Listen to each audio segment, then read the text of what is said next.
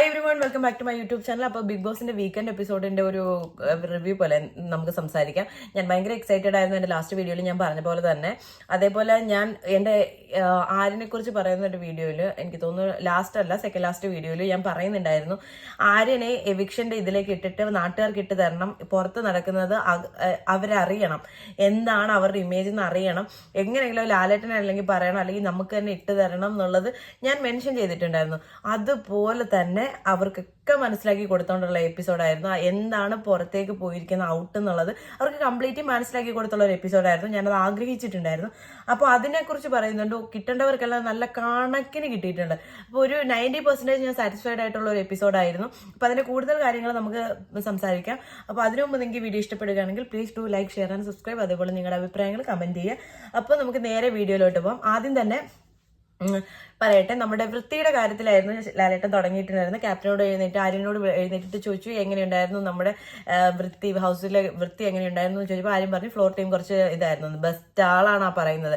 കാരണമുണ്ട്. കാരണം നമ്മുടെ തൊട്ട് മുമ്പത്തെ എപ്പിസോഡിൽ അതിങ്ങനെ കാണിക്കുന്നുണ്ടായിരുന്നു. അതിൽ കാണിക്കുന്നുണ്ട് ആര്യൻ മറ്റേ കത്തി എടുത്തിട്ട്, കിച്ചണിലെ കത്തി എടുത്തിട്ട് താടി കട്ട് ചെയ്യുന്നത്. എന്താ അരോചകമാണ് ഞാൻ ആലോചിക്കുന്നത്. ഭയങ്കര ഹ്യൂമാനിറ്റിയും വൃത്തിയുടെ കാര്യം പറയുന്നവര് ഭയങ്കര ലോ ആണ്. എന്ത് ചീപ്പ് നേച്ചറാണെന്ന് അറിയോ. അത് ഒട്ടും നമുക്ക് അങ്ങോട്ട് ഡൈജസ്റ്റ് ആവത്തില്ല. എന്നിട്ട് അതേ കത്തി കൊണ്ടുവന്ന് കിച്ചണിലേക്ക് കൊണ്ടുവരുന്നുണ്ട്. എന്നിട്ട് അത് കൊണ്ടുവെക്കാൻ പോകുമ്പോഴത്തേക്കും എങ്കിലും ഞാനൊന്ന് കഴുകിയേക്കാം എന്നുള്ള രീതിയിൽ കൊണ്ടുപോയിട്ട് ജസ്റ്റ് ഒന്ന് വെള്ളം നനച്ച് കഴുകിയതിന് ശേഷം അതേ കത്തി കൊണ്ട് സമൂസ കട്ട് ചെയ്ത് ബാക്കിയുള്ളവർക്ക് എല്ലാവർക്കും കൊടുത്തു. ആ സമയത്ത് ഇവരെല്ലാവരും കൂടി അയ്യേ എന്ന് വെക്കുന്നതല്ലാതെ ഒരു ഗ്യാപ്പ് കിട്ടി ലാലേട്ടൻ മറ്റൊരു ഞാനൊരു ബ്രേക്ക് എടുത്തിട്ട് വരാം എന്ന് പറഞ്ഞ് പോകുമ്പോഴത്തേക്കിന് ഇതിനെക്കുറിച്ചൊന്നും സംസാരിക്കുന്നില്ല. പകരം സംസാരിക്കുന്നത് എന്താണെന്ന് വെച്ച് കഴിഞ്ഞാൽ, അതിനു മുമ്പ് ഞാൻ പറയാം, ലാലേട്ടൻ ഈ വൃത്തിയുടെ കാര്യമെല്ലാം ചോദിച്ചതിന് ശേഷം ഇവരുടെ അടുത്ത് പുറത്തിറങ്ങി നിൽക്കാൻ പറഞ്ഞു. എന്നിട്ട് അകത്തേക്ക് ലാലേട്ടൻ കയറുന്നുണ്ട്. ഹൗസിനുള്ളിലേക്ക് കയറിയതിന് ശേഷം ഈ കിച്ചണിലെ പാത്രം ഇങ്ങനെ പുറത്തേക്ക് ഇരിക്കുന്നു, അത് സിങ്കിൽ വെച്ചിട്ട് വെള്ളം ഒഴിക്കുന്നു, ബാത്റൂം എല്ലാം നോക്കുന്നു. പക്ഷെ 20 പേര് നിൽക്കുന്ന ഒരു വീട്ടിൽ ഇത്രയും തന്നെ വൃത്തിയുണ്ടല്ലോ, അത് തന്നെ വലിയ കാര്യം എന്നുള്ള രീതിയിൽ പുള്ളി ഒരു 3 മാർക്കൊക്കെ കൊടുക്കുന്നുണ്ട്. അതിനുശേഷമാണ് ലാലേട്ടൻ ക്യാപ്റ്റനോട് ചോദിക്കുന്നത്, ഇവിടെ ആരുടെ ബെഡാണ് ഇത്ര അലങ്കോലമായിട്ട് കിടക്കുന്നത്? അപ്പൊ അതെന്താ, ക്യാപ്റ്റന്റെ ബെഡാണ് അലങ്കോലമായിട്ട് കിടക്കുന്നത്. അപ്പം ബെഡിന്നേ പോയി. അതിനുശേഷമാണ് ഈ കത്തിയുടെ ഈ ക്ലിപ്പ് കാണിക്കുന്നത്. അതിനുശേഷം നമ്മുടെ നെവിൻ ആണെന്നുണ്ടെങ്കിൽ ബാഡ്ജ്, അതായത് ഇവന്റെ ബാഡ്ജ്, ആര്യന്റെ ബാഡ്ജ് എടുത്തിട്ട് ഒളിച്ചു വെക്കുന്നുണ്ട്. അപ്പോൾ ആ ഒളിച്ചു വെച്ചതിന് ശേഷവും ആര്യൻ ഈ ബാഡ്ജിനെ കുറിച്ച് അന്വേഷിക്കുകയോ ചോദിക്കുകയോ ഒന്നും തന്നെ ചെയ്തിട്ടില്ല. അപ്പൊ ലാലേട്ടൻ പറഞ്ഞു, ഈ ബാഡ്ജിന് എന്റെ കയ്യിലിരിക്കട്ടെ, നിനക്ക് അതിന്റെ ആവശ്യമില്ലെന്ന്. അപ്പം നെവിനെ മോഷ്ടിച്ചെന്നുള്ള അറിയാലോ. അപ്പൊ ഒരു ഗ്യാപ്പ് എടുത്തിട്ട് ലാലേട്ടൻ പോകുന്ന സമയത്താണ് ഈ വൃത്തിയുടെ കാര്യം ആരും സംസാരിക്കുന്നില്ല. പകരം ആര്യൻ തന്നെ പറഞ്ഞു, നീ എന്തിനാ, നിന്നെ എന്റെ ഫ്രണ്ട് അല്ലേ, നീ എന്തിനാ എന്റെ ബാഡ്ജ് എടുത്ത്, നീ എന്തിനാ അങ്ങനെയൊക്കെ ചെയ്യുന്നത്? അപ്പൊ എല്ലാരും പറയുന്നുണ്ട്, ലാലേട്ടൻ ഉൾപ്പെടെ എല്ലാവരും പറയുന്ന ഒരു കാര്യം എന്ന് വെച്ച് കഴിഞ്ഞാൽ, ഇത് മോഷ്ടിക്കരുതെന്നൊന്നുമില്ല, സൂക്ഷിക്കേണ്ട ഉത്തരവാദിത്തം അവൻ. ആര്യൻ അത് ഓൾറെഡി അങ്ങനെ നെവിൻ കാണിക്കുന്ന അറിയാവുന്നിരുന്നിട്ടും എന്തിനാ നീ അങ്ങനെ കാണിച്ചു? അവസാനം ഒന്നും മിണ്ടാനില്ലാത്ത അവസ്ഥയിൽ എന്റെ ഭാഗത്താ മിസ്റ്റേക്ക്. ആ പറച്ചിൽ തന്നെ ഉണ്ട് അവനത് അക്സെപ്റ്റ് ചെയ്യാതുള്ളൊരു പറച്ചിലാണെന്ന്. അഹങ്കാരത്തിന് കൈയും കാലും വെച്ചൊരു ചെക്കനാണത്. എനിക്ക് തീരെ താല്പര്യമില്ലാത്തൊരു കണ്ടസ്റ്റന്റ് ആയിട്ട് മാറിക്കൊണ്ടിരിക്കുക ആര്യൻ. അതിന്റെ ഇടയ്ക്കൂടെ അനീഷ് ഈ കാര്യം ചോദിച്ചപ്പോൾ, അതായത് ഈ കത്തിയുടെ കാര്യം ചോദിച്ചുകൊണ്ടിരുന്നപ്പോഴത്തേക്കും അനീഷ് ഉടനെ എനിക്കെന്താ പറയാനുള്ള പോലെ ഇങ്ങനെ എഴുന്നേറ്റെന്ന്. ഞാൻ എൻ്റെ ഫസ്റ്റ് വീക്കിലെ ഒരു വീഡിയോയിൽ ഞാൻ പറഞ്ഞിട്ടുണ്ടായിരുന്നു, ലാലേട്ടൻ അനീഷിനോട് ഒരു ഫേവറിസം കാണിക്കുന്ന പോലെ തോന്നി. ഇടയ്ക്കൊക്കെ സംസാരിക്കാൻ എഴുന്നേറ്റ് നിന്ന് കഴിഞ്ഞാൽ ലാലേട്ടൻ കണക്കിന് കൊടുക്കേണ്ടതാണ്. പക്ഷെ അത് ഫസ്റ്റ് എപ്പിസോഡ് ആയതുകൊണ്ടായിരുന്നു എന്ന് തോന്നുന്നു. ഇന്ന് ഇപ്രാവശ്യം ഇടയ്ക്ക് സംസാരിക്കാൻ തുടങ്ങിയപ്പോഴത്തേക്കും ലാലേട്ടൻ ചോദിച്ചു, എന്താ അനീഷ് മുട്ടി നിൽക്കുകയാണോ? മുട്ടി നിൽക്കുകയാണെങ്കിൽ അങ്ങ് പറ. അപ്പോഴത്തേക്കിന് അനീഷിന് മനസ്സിലായി ലാലേട്ടൻ വേറെ മൂഡിലാന്നുള്ള കാര്യം. അപ്പോഴത്തേക്കിന് അനീഷിനോട് എന്താ പറയാനുള്ളേ, പറ എന്ന് പറഞ്ഞു. അപ്പൊ അനീഷ് പറഞ്ഞു, ഞാൻ ഇത് കണ്ടിട്ടുണ്ടായിരുന്നു. അപ്പൊ കണ്ടിട്ട് താങ്കൾ പറഞ്ഞോ? ഇല്ല, പറഞ്ഞില്ല. പിന്നെന്തിനാണ് ഇപ്പം സോറി ലാലേട്ടൻ ഞാൻ പറയാതെ പോയ. ഈ എന്താ പറയാ, എല്ലാ കാര്യത്തിനും ഇറിറ്റേറ്റ് ആവുന്ന ഇത്രയും വലിയൊരു സംഭവം നടന്നിട്ട് എന്തുകൊണ്ട് അനീഷ് അത് സംസാരിച്ചില്ല എന്നാണ് എനിക്ക് തോന്നുന്നത്. ഇനി സമയം കിട്ടിയില്ലയോ, അതോ ഈ ലാലേട്ടൻ വരുന്ന എപ്പിസോഡ് ആയതുകൊണ്ടാണോ, ആ ഒരു തിരക്കിലാണോ ഈ സംഭവം നടന്നത്, അതുകൊണ്ടാണോ ചോദിക്കാൻ? പക്ഷെ എന്നാലും അത് ചോദിച്ച് നല്ലൊരു കാര്യമായിരുന്നു, അത് ചോദിച്ച് പ്രശ്നം ഉണ്ടാക്കേണ്ട കാര്യം തന്നെയായിരുന്നു. പക്ഷെ അനീഷിനും അന്നേരത്തെ ആ ഒരു ഇതിൽ കണക്കിന് കിട്ടിയിട്ടുണ്ട്. അത് കഴിഞ്ഞ് നേരെ പോയത് അക്ബറിന്റെ ദേഷ്യത്തെ കുറിച്ച്. അക്ബറിന്റെ ദേഷ്യം ചോദിച്ചതെന്ന് വെച്ച് കഴിഞ്ഞാൽ, ഇത്ര ദേഷ്യം എന്തിനാണ്, ഇങ്ങനെയാണ് ആൾക്കാരോട് പെരുമാറുന്നത്, ഇത് സഹിക്കാൻ പറ്റുന്നില്ല, നിങ്ങളുടെ ഒന്നും വീഡിയോ ഒന്നും പുറത്തേക്ക് കാണിക്കാൻ പോലും പറ്റുന്നില്ല നമുക്ക് എന്നുള്ള രീതിയിൽ. എന്നിട്ട് അക്ബറിന്റെ ദേഷ്യം മൊത്തം പ്ലാസ്മ ടിവിയിൽ ഇട്ടങ്ങ് കൊടുത്തു. അതന്നെ ലാലേട്ടൻ പറഞ്ഞത്, പാവപ്പെട്ട അക്ബറിനെ ഒന്ന് കാണിച്ചു കൊടുക്കുന്നു ബിഗ് ബോസിനോട് പറഞ്ഞത്. അപ്പോൾ കണ്ടപ്പോഴത്തേന് അക്ബറിന്റെ കിളി പോയത്, ഓ ഇത് ഭയങ്കര ടെററാണ്. ആ ഒരു രീതിയിലായി. അവസാനം അക്ബറിന് നല്ലൊരു പണിഷ്മെന്റ് പോലെ എന്താ കൺഫെഷൻ റൂമിലോട്ട് പോകാൻ പറഞ്ഞു. അവിടെ ചെന്നപ്പോൾ ഉമ്മയുടെ കോള് വന്നപ്പോഴത്തേക്കിന് ഉമ്മ പറഞ്ഞു, എൻ്റെ മോൻ ഇങ്ങനെ അല്ലല്ലോ, നീ എന്തിനാ എത്ര ദേഷ്യം കാണിക്കുന്നത് എന്നുള്ള രീതിയിൽ ഇത് വയ്ക്കപ്പോൾ അക്ബറിന് ഭയങ്കരമായിട്ട് പൊട്ടിക്കരഞ്ഞു പോയി. അതായത് ഇങ്ങനെയൊന്നും അല്ലല്ലോ, അപ്പോൾ ഇനി ദേഷ്യം കാണിക്കത്തില്ല എന്ന് അക്ബർ പറഞ്ഞു. ആ പില്ലോ എടുത്ത് എറിഞ്ഞതൊക്കെ ഭയങ്കരമായിട്ട് കാണിച്ചിട്ടുണ്ടായിരുന്നു വീഡിയോയിൽ. അത് ഭയങ്കര സെൻസേഷനലായിട്ട് പോയിക്കൊണ്ടിരുന്നൊരു സാധനമായിരുന്നല്ലോ. അത് കഴിഞ്ഞതിന് ശേഷം ഒനിയില് അഭിലാഷ് ഇവരുടെയൊക്കെ കാര്യം പറഞ്ഞു. നിങ്ങളൊക്കെ എന്ത് വാക്കുകളാണ് സംസാരിക്കുന്നത്, ഇതൊക്കെ എയർ ചെയ്യേണ്ട കാര്യമല്ലേ, നിങ്ങളുടെ അച്ഛനും അമ്മ കാണുന്നില്ല, ആ ഒരു ടൈപ്പ് ഓഫ് ടോക്കൊക്കെ വന്നു. ഒനിയിൽ ഒരു അക്ഷരം വേണ്ടിയില്ല. ഒനിയിന്റെ മുഖം ഒന്ന് കാണേണ്ട തന്നെയായിരുന്നു, ഒന്നും പറ്റാത്തൊരവസ്ഥയായിരുന്നു. പിന്നീട് അതേപോലെ ആര്യൻ ചെരുപ്പ് വലിച്ചെറിഞ്ഞ കാര്യമൊക്കെ, പക്ഷെ അതാണ് എനിക്ക് പറ്റാത്തത്. ആര്യൻ ചെരുപ്പ് വലിച്ചെറിഞ്ഞു, അതേപോലെ ആര്യൻ മറ്റേ കത്തി കൊണ്ട് ഇത് ചെയ്തു, അതൊക്കെ അങ്ങ് സ്മൂത്തായിട്ട് പറഞ്ഞ പോലെ ഒരു ഇതുണ്ടായിരുന്നു. ഇതിലും കൂടുതലും നമ്മൾ പ്രതീക്ഷിച്ചിരുന്ന കാര്യം എന്ന് വെച്ച് കഴിഞ്ഞാൽ നമ്മുടെ എന്താ പറയാ പണിപ്പുര ടാസ്കുകളെ കുറിച്ച്, ആദ്യത്തെ 2 ടാസ്കിനെ കുറിച്ച് നല്ല ഇത് പറഞ്ഞു. ഫാമിലി വീക്കിനെ കുറിച്ച് സംസാരിച്ചപ്പം ലാലേട്ടൻ എടുത്തു പറഞ്ഞ കാര്യം, അതായത് ആദിലെ നൂറയും പോയിട്ട് അവിടെ ചെന്നിട്ട് ഫാമിലിക്ക് വേണ്ടിയിട്ട് അവരുടെ ഫാമിലി വരട്ടെന്ന് ചോദിച്ചപ്പം ലാലേട്ടൻ പറഞ്ഞു, നിങ്ങൾക്ക് വേണം എന്നുണ്ടെങ്കിൽ നിങ്ങൾക്ക് ബിഗ് ബോസിനോട് ചോദിക്കാം, ക്ലാരിറ്റി വരുത്താം, നിങ്ങളൊന്നും ചെയ്തില്ല. അത് ഞാൻ പലപ്പോഴും ശ്രദ്ധിച്ചിട്ടുണ്ട്. ബിഗ് ബോസിന് ഒരു വിലയില്ലാത്ത രീതിയിലാണ് പലപ്പോഴും ഇവരുടെ പെരുമാറ്റം വരുന്നത്. അതേപോലെ തന്നെ ഇവർ ഒരു ടാസ്ക് കംപ്ലീറ്റ് കേട്ട് കഴിഞ്ഞ് ഇവർക്ക് സംശയങ്ങളോ കാര്യങ്ങളോ ഒന്നും വലിയ രീതിയിൽ വരാറില്ല. അനീഷാണ് പിന്നെ 2 വട്ടമൊക്കെ എടുത്ത് ചോദിക്കുന്നത്, അതിരുന്ന് വായിക്കുന്നത് ഞാൻ കണ്ടിട്ടുള്ളൂ. ബാക്കി എല്ലാവരും ഓക്കെ വായിച്ചു കഴിഞ്ഞു പെട്ടെന്ന് പോവാം, ആ ഒരു മൈൻഡാണ്. അപ്പോൾ അത് ആക്ച്വലി പെട്ടെന്ന് ആലോചിക്കണമെന്നില്ല. ഫാമിലി വരുന്ന വീക്കല്ലെന്ന് വെച്ചപ്പോൾ ചോദിക്കാനുള്ള ഇതും ഉണ്ടായില്ല. പക്ഷെ ചോദിക്കാനൊരു ഓപ്ഷൻ ഉണ്ട് എന്ന് ലാലേട്ടൻ അവിടെ മെൻഷൻ ചെയ്തു, കുഴപ്പമില്ലെന്ന് പറഞ്ഞിരുത്തി. അതിനുശേഷമാണ് നമ്മുടെ മെയിൻ ടാസ്കിലേക്ക് വന്നത് ധൈര്യശാലികൾ. അതിലാണല്ലോ മറ്റേ അനീഷും നമ്മുടെ ജിസയിലും ആര്യനും കൂടി പോയത്. ലാലേട്ടൻ പച്ചയ്ക്ക് പറഞ്ഞു, പുള്ളി എടുത്ത കാർഡ് പുള്ളി അത് വൃത്തിക്ക് ചെയ്തു. കാരണം ഇപ്രാവശ്യം 7ന്റെ മണി എന്ന് പറഞ്ഞ ബിഗ് ബോസ് സ്റ്റാർട്ട് ചെയ്തേക്കുന്നത്. അപ്പൊ എവിടുന്ന് എന്തൊക്കെ സാധനങ്ങൾ വരും എന്ന് നമുക്ക് ഒരു പ്രതീക്ഷ ഉണ്ടാവില്ല. ബിഗ് ബോസ് ഭയങ്കര ട്രിക്കി ആയിട്ടാണ് ഗെയിം ഇടുന്നത്. അപ്പൊ അതുകൊണ്ട് തന്നെ അനീഷിന്റെ ഗെയിം വൃത്തിക്ക് ചെയ്തു എന്ന് ലാലേട്ടൻ പറഞ്ഞു. നിങ്ങൾ രണ്ടുപേരുമാണ് അവിടെ അത് ഇതാക്കിയതെന്നുള്ള രീതിയിൽ. അപ്പോഴും നമ്മുടെ നമ്മുടെ ആര്യന്റെ എക്സ്പ്ലനേഷൻ അതങ്ങനെയല്ല. 750 പോയിന്റ്സിന് വേണ്ടിയിട്ട് ഫാമിലിക്ക് വേണ്ടി കളയാമെങ്കിൽ 1000 പോയിന്റ്സിനൊന്നും എൻ്റെ മുടി കളയാൻ പറ്റില്ല എന്നുള്ളത്. പിന്നെ ഹ്യൂമാനിറ്റിയുടെ പേര്, ഈ ഹ്യൂമാനിറ്റി എന്താണെന്ന് ആര്യനെ നേരിട്ട് കാണാൻ പറ്റുമെങ്കിൽ എനിക്ക് ചോദിക്കണം, എന്താണ് താങ്കൾ ഈ ഹ്യൂമാനിറ്റി എന്ന് പറഞ്ഞ് ഉദ്ദേശിക്കുന്നത്? എന്താണ് ഈ ഹ്യൂമാനിറ്റി എന്ന് എനിക്ക് മനസ്സിലായിട്ടില്ല. ആര്യൻ 3ാമത്തെ പൊസിഷനിലേക്ക് പോയി നിൽക്കുന്നുണ്ട്. അതായത് നീ മുടി വെട്ടണ്ട, നീ അങ്ങ് ഭയങ്കര ഹീറോ കളിക്കാൻ വേണ്ടിയിട്ട് ജിസൈലിൻ്റെ അടുത്ത് നീ മുടി വെട്ടണ്ട, ഞാൻ അവിടേക്ക് വന്നേക്കാം. അവിടേക്ക് വന്ന് നിൽക്കുന്ന ആൾ ആ മുടി വെട്ടാൻ തയ്യാറാവണം, അല്ലെങ്കിൽ പിന്നെ ആ ജ്യൂസും കുടിച്ച് അവിടെ മിണ്ടാതിരുന്നാൽ മതിയായിരുന്നു. പക്ഷെ അതവിടെ നിൽക്കാതെ എനിക്ക് ഹീറോയും ആവണം പക്ഷെ സീറോയും ആവണം, ആ ഒരു മൈൻഡിൽ ആര്യൻ വന്നിട്ട് അവിടെ നിന്ന് പട്ടി ഷോ ഇറക്കിയിട്ടുണ്ടായിരുന്നു. അത് കഴിഞ്ഞിട്ട് ഈ ആര്യന്റെ നിലപാടുകൾ ഇങ്ങനെ പറയുന്നുണ്ടായിരുന്നു. എൻ്റെ ദൈവം, ഒരു കാര്യത്തിനൊരു 10,000 നിലപാടുകളുള്ള ഒരു വ്യക്തിയാണ് ആര്യൻ. ആ ഒരു ഇൻസിഡന്റിൽ ആദ്യം പറഞ്ഞു മറ്റേ ഞാൻ എൻ്റെ വീഡിയോയിൽ മെൻഷൻ ചെയ്തിട്ടുണ്ടായിരുന്നു, കുറേ കാര്യങ്ങൾ പറയുന്നുണ്ട്. സിനിമയ്ക്ക് വേണ്ടി ചെയ്യും ഇല്ല, നിങ്ങൾ എനിക്ക് വോട്ട് ചെയ്യാൻ ചെയ്യാൻ അച്ഛൻ്റെ കാര്യം പറയുന്നുണ്ട്. കുറേ കാര്യങ്ങൾ പറഞ്ഞു, ഒരു കാര്യത്തിൽ തന്നെ ഉറച്ചു വെക്കുന്നില്ല. അപ്പം ലാലേട്ടൻ ചോദിക്കുന്നത് ഇനി വല്ല നിലപാടും ഉണ്ടോ എന്ന് ചോദിച്ചു ഇതിനെക്കുറിച്ച്. അങ്ങനെ ചോദിച്ചു.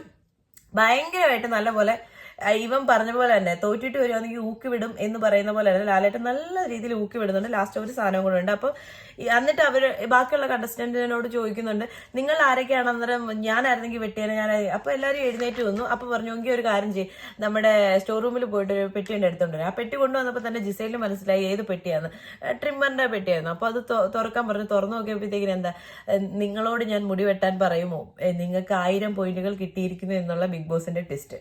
അത് കഴിഞ്ഞിട്ട് ആര്യന് ട്രിമ്മർ അല്ലേ വേണ്ടെന്നും പറഞ്ഞിട്ട് ആര്യം വന്നിട്ട് ട്രിമ്മർ എടുത്തപ്പോൾ ഇതിന് ബാറ്ററി ഇല്ല.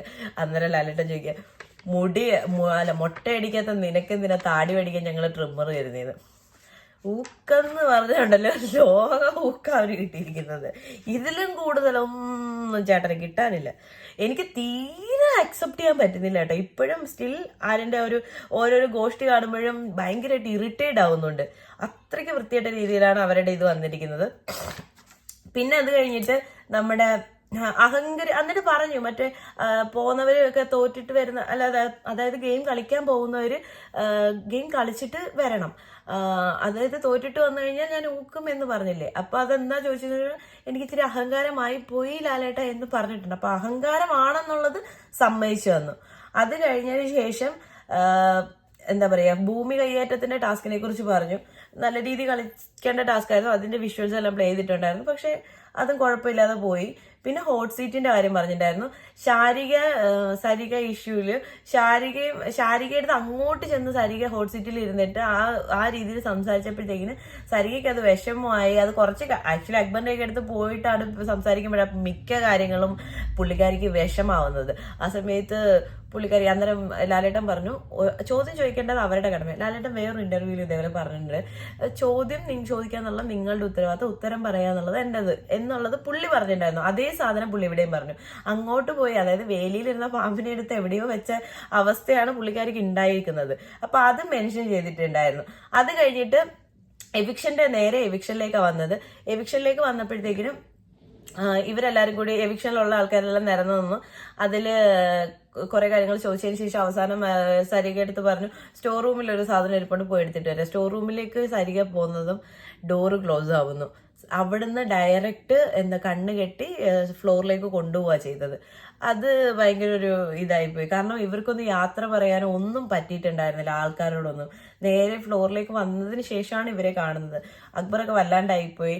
അതിന്റെ ഇടയ്ക്കൂടെ അപ്പാനി ശരത്തിന്റെ ഒരു വൃത്തികെട്ട നേച്ചർ. അപ്പാനി ശരത്ത് മറ്റേ ചേച്ചി പോവുകയാണെങ്കിൽ രേഷ്മ പോയി കാണണ്ടേ, അതായത് ഇമോഷണലായിട്ട് നിൽക്കുന്ന ആ ഒരു ടൈമിൽ അവൻ പറയാൻ കാണിക്കുന്ന ഒരു മനസ്സുണ്ടല്ലോ, അത് ആരും കാണാതെ പോകരുത്. അതെന്താ പ്രശ്നം എന്ന് വെച്ച് കഴിഞ്ഞാൽ കുറച്ച് സെൽഫിഷ് ആയിട്ട് ബിഹേവ് ചെയ്യുന്നതാ. ഈ രേഷ്മയെ ഒന്ന് പോയി കാണണം. അപ്പം ഇവര് പറയുന്നുണ്ട്, അതെന്താ, അത് ഞാൻ പോകുന്നതിന് മുമ്പാണെങ്കിൽ ചേച്ചി പോകുന്നുണ്ടെങ്കിൽ രേഷ്മ ഒന്ന് പോയി കാണണം എന്ന്. എനിക്ക് തോന്നുന്നു മിക്കവാറും ബെഞ്ചിന്റെ കേസിൽ എന്തെങ്കിലും ക്ലാരിഫിക്കേഷൻ കൊടുക്കാനോ അല്ലെങ്കിൽ അവിടുത്തെ സ്ഥിതി എന്തായി ഉള്ളതും ഇവിടുത്തെ കാര്യങ്ങൾ അങ്ങോട്ട് പറയാനായിരിക്കും പുള്ളി ഉദ്ദേശിച്ചിട്ടുണ്ടാവുക. അത് ആ ഫ്ലോറിൽ പറഞ്ഞത് ആർക്കും ഇഷ്ടപ്പെട്ടില്ല. കാരണം അവസാനം ഇങ്ങനെ അനുവും ശൈത്യം കൂടി ഇരിക്കുമ്പോൾ പറയുന്നുണ്ടായിരുന്നു, പുള്ളിക്കാരി പോകുന്ന നേരത്തെ അറിയാതെ എന്ത് ചീപ്പായിട്ട് ഇങ്ങനെയൊക്കെയുള്ള കാര്യങ്ങൾ ആ സമയത്ത് പറയുന്നതെന്നുള്ളത് അനു ഒരു കോൺവെർസേഷൻ പോലെ പറയുന്നുണ്ടായിരുന്നു. ഇവർക്കൊന്നും ഒരു പ്രശ്നവും ഇല്ല, ഇവർക്കൊക്കെ അത്രയ്ക്ക് ഇത്രയേ ഉള്ളൂ എന്നുള്ള രീതിയിൽ ഇത് പറയുന്നുണ്ട്. അതും കൂടി കാണിച്ചാണ് നമ്മുടെ ഇത് എപ്പിസോഡ് നിർത്തുന്നത്. മിക്കവാറും നമ്മുടെ ജിസേലിന്റെ കാപ്പിക്കള്ളി എന്നുള്ള ഇതൊക്കെ ഇന്നായിരിക്കും, അതായത് സൺഡേയിലായിരിക്കും പറയുക. അതേപോലെ ഇന്ന് എവിക്റ്റ് ആവാൻ പോകുന്നത് നമ്മുടെ ശാരികയാണ്.